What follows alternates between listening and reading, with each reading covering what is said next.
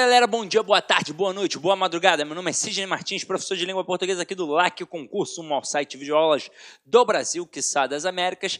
E sem enrolação, Sidney, vamos direto ao ponto. Então se liga só. Hoje nossa aula de interpretação é sobre conceitos de língua e linguagem. Então a gente vai entender o que é língua, o que é linguagem e principalmente as concepções do texto verbal e do texto não verbal. Isso, na verdade, é até um aspecto muito fácil. Afinal de contas, o que é o texto verbal? É aquele em que eu utilizo a palavra, seja ela escrita ou falada. Então, se apareceu a palavra de alguma forma, é um exemplo de linguagem verbal.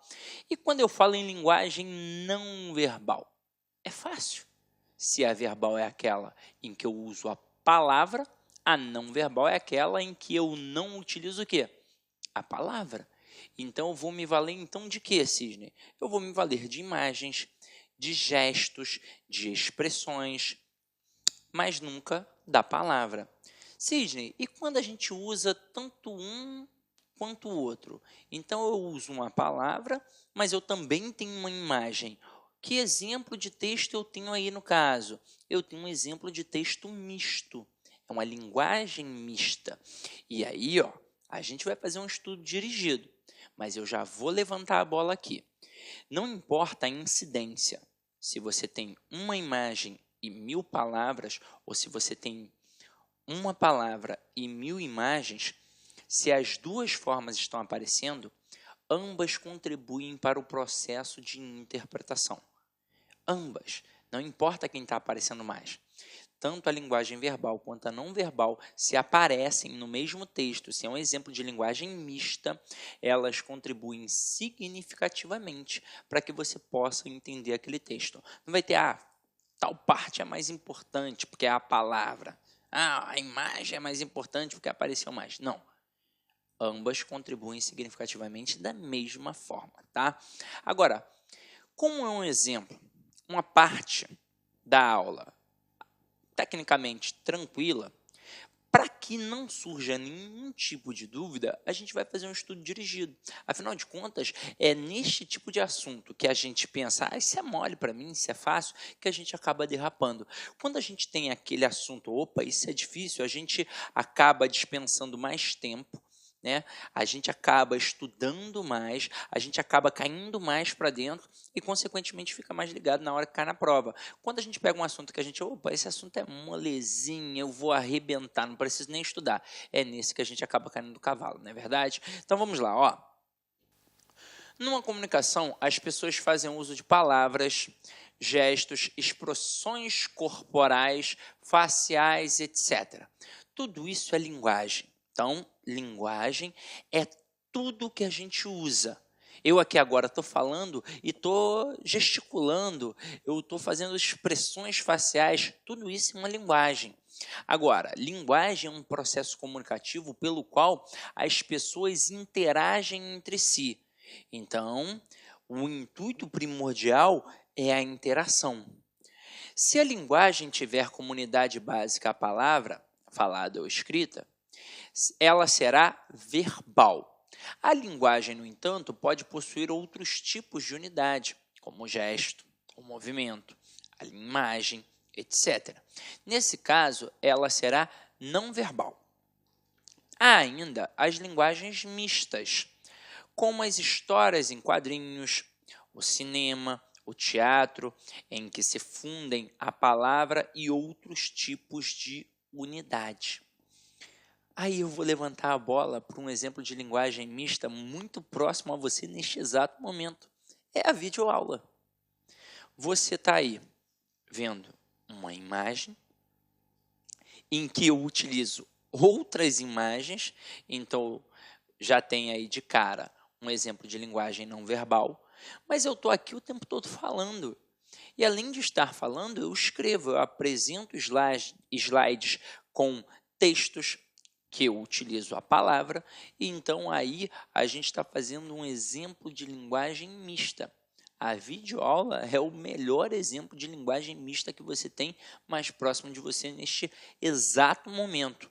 Agora, vamos, depois da linguagem, é necessário que a gente entenda o que é língua, então. Então, vamos lá.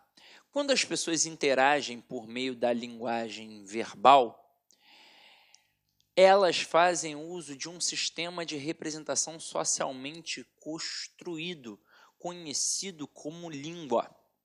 Língua é um conjunto de sinais, palavras e de leis combinatórias por meio do qual as pessoas de uma comunidade se comunicam e interagem. Pode-se dizer, portanto, que a língua é um tipo de linguagem, e realmente é. Agora, o mais importante em relação à língua é isso aqui, ó. É um conjunto de sinais, que podem ser as palavras, e leis combinatórias, afinal de contas, nós temos leis que regem esta língua, por meio do qual pessoas de uma comunidade se comunicam e interagem. Então é por isso que a gente chama língua brasileira, língua portuguesa, língua inglesa, língua francesa, língua alemã. Aí você vai falar assim para mim, Sidney, você falou língua brasileira, língua portuguesa? Eu trouxe à voga uma discussão acadêmica e uma discussão lusófona. Porque se você for a Portugal e utilizar esta linguagem que a gente usa aqui no Brasil, o nosso português, eles vão dizer na sua cara que você não fala português, que você fala brasileiro. É óbvio que aqui a gente chama de português do Brasil. É óbvio, tem diferenças? Tem diferenças. E aí você vai falar, ué, para mim não tem diferença nenhuma. Você tá um exemplo, vou até andar um pouquinho aqui. Você tá um exemplo que você vai falar assim, caramba, tá de sacanagem, né, Sidney? Não, estou falando sério. Exemplo de jogadores de futebol. É muito comum o camarada, quando se destaca aqui no Brasil, ser contratado por um time da Europa, por um time sei lá, de outro país, como da China, como, sei lá, de vários locais do mundo, principalmente a Europa. E aí o camarada, quando sai daqui e vai para a Europa, ele tem que aprender uma outra língua. O italiano, o francês, o alemão. Ele pode ir, por exemplo, para a Inglaterra e ter de aprender o inglês. Ele pode ter de ir para a China e aprender o chinês, para o Japão, aprender japonês e por aí vai. Ou então pode simplesmente ir para Portugal. Aconteceu isso com um jogador de futebol que hoje talvez não seja tão conhecido, mas que foi muito conhecido na década de 90, que foi o jogador Paulo Nunes. Jogou principalmente nos clubes do Grêmio, do Palmeiras e no iniciozinho de sua carreira no Flamengo. E chegou a jogar na seleção brasileira por várias vezes. Então era um camarada na época muito conhecido. E ele foi jogar no Porto de Portugal. E ele saiu do time, voltou e o motivo foi a deficiência na língua. Ele não conseguiu se adaptar à língua. Aí você pensa, caramba, esse camarada é um idiota. Como ele falando português não conseguiu se adaptar ao português lá em Portugal? Nossa, é um imbecil, você pensa? Só que são vários aspectos. Se você parar para pensar, várias palavrinhas, como fila, por exemplo, que significa uma coisa, lá significa outra. Bicha, que significa uma coisa, lá significa outra. Panela, que significa uma coisa, lá significa outra. E então, o camarada Paulo Nunes, ele não conseguiu se adaptar a isso. Fora o fato de o português lá de Portugal, ao falar rapidamente, ele não entender nada que o cara estava falando. Então, ele realmente não conseguiu se adaptar. E aí é óbvio que foi uma falta de empenho. Ele foi preguiçoso, porque se ele tivesse estudado, caído para dentro, ele teria aprendido. Afinal de contas, o Ronaldo não aprendeu a falar espanhol, não aprendeu a falar holandês, não aprendeu a falar italiano, não aprendeu a falar uma porrada de coisa. Então, o Paulo Nunes poderia ter se adaptado à língua portuguesa lá de Portugal. Mas é para te mostrar que tem realmente uma diferença. Então, é capaz de o português lá de Portugal não se encontrar aqui no Brasil, assim como é capaz do brasileiro aqui, mesmo utilizando a língua portuguesa, não se encontrar em Portugal. E foi por isso que eu chamei de língua brasileira e língua portuguesa. É óbvio que elas estão dentro de uma roupagem maior, que são as línguas, né, na verdade, a língua lusófona, em que está aí Brasil, Portugal, Guiné-Bissau, Moçambique, dentre outros países. Mas foi só para chamar a atenção que a gente se comunica dentro de uma comunidade. E aí, dentro dessa comunidade, a gente vai se fazer entendido e vai entender. Se a gente parar para pensar, dentro de nichos sociais, aqui mesmo no Brasil, existem diferenças. É como se você, por exemplo, um morador da Zona Sul, fosse, sei lá, um morador de Ipanema, Leblon, fosse uma comunidade lá da Zona Norte, sei lá, Morro, sei lá, do Juramento, Morro do Faz Quem Quer. Aí dentro ali da comunidade, as pessoas conversando, você vai pensar assim, caramba, diferente.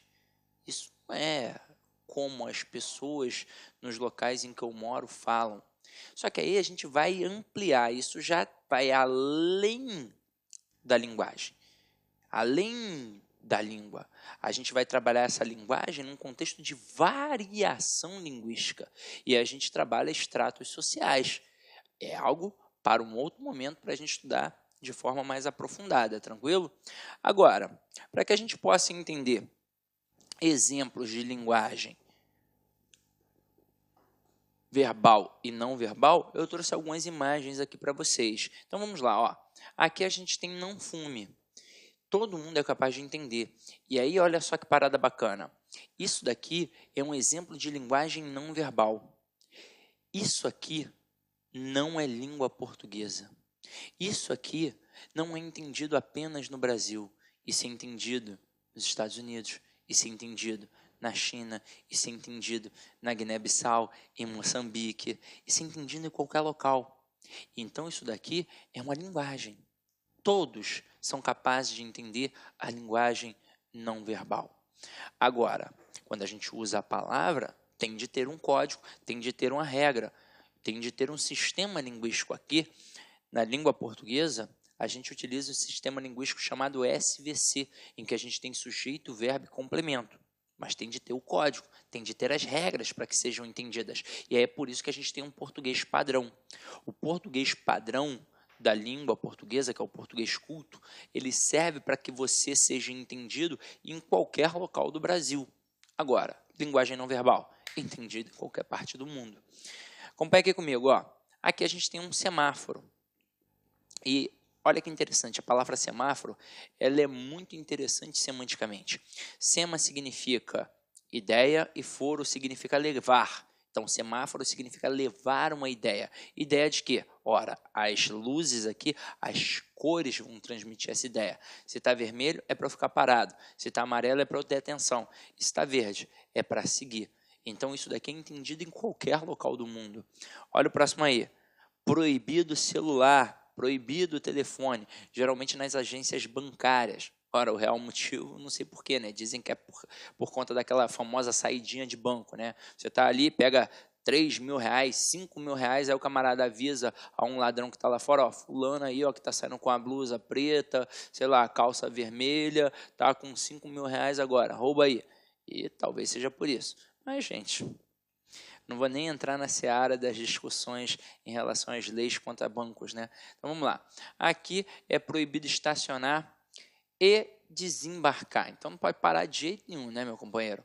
Próximo aqui são os emoticons do WhatsApp, né? E aí vai depender do seu estado de espírito, vai depender do contexto da sua conversa para você representar. Tem alguns aqui interessantes, né? Esse capetinho aqui, quando alguém manda para alguém, né? Opa, tem uma malícia aí na coisa. Agora aqui a gente misturou, galera. Vamos lá, ó. Aqui tem um exemplo de linguagem mista. Tem a linguagem verbal e a não verbal. Tá aqui, cuidado, cerca elétrica. E aí você vai reparar que tem uns raiozinhos. é tudo intencional. Afinal de contas, se ele escrever... Olá, meus amigos, minhas amigas, sou o professor Luiz Antônio de Carvalho e com muito prazer, muita satisfação, estou aqui para apresentar a nossa super proposta pedagógica para o concurso da Secretaria de Educação de Goiás 2018. Edital publicado, edital na praça, são 900 vagas para o cargo de professor. E nós aqui da Lá Concurso, nós estamos oferecendo aí um curso online super completo, ponto a ponto do edital, atualizadíssimo para a disciplina Conhecimentos Gerais e Conhecimentos Básicos, ou seja, 40 questões aí da sua prova, né? Nós aqui da Lá Concurso, nós temos uma experiência muito grande em concursos da área de educação. Somente esse ano a gente já atendeu aí diversos estados, atendemos aí esse ano... Nós atendemos Minas Gerais, nós atendemos Espírito Santo, atendemos também mais um estado do Nordeste, que eu não estou lembrado, e agora chegou a hora de a gente atender também o estado de Goiás. Podem ter certeza disso, que nosso método é um método diferenciado. Você sabe por quê?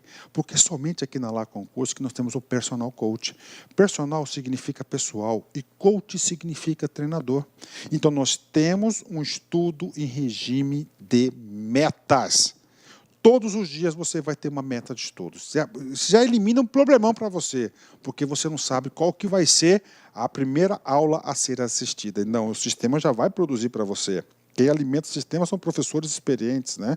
Que já têm a larga experiência na parte de concurso. Cara, se você cumprir meta a meta, pode ter certeza que você vai ficar super competitivo para o concurso da Secretaria de Estado de Educação de Goiás 2018. Tá certo, meus amigos? Olha só, essa aula que você está assistindo é apenas 30% de uma aula. Esse curso nosso tem mais de 110 videoaulas disponíveis para vocês. A nossa playlist aqui é apenas uma demonstração. Bacana? Então acesse nosso site laconcurso.com.br. Espero vocês. Tchau, tchau. Clique lá.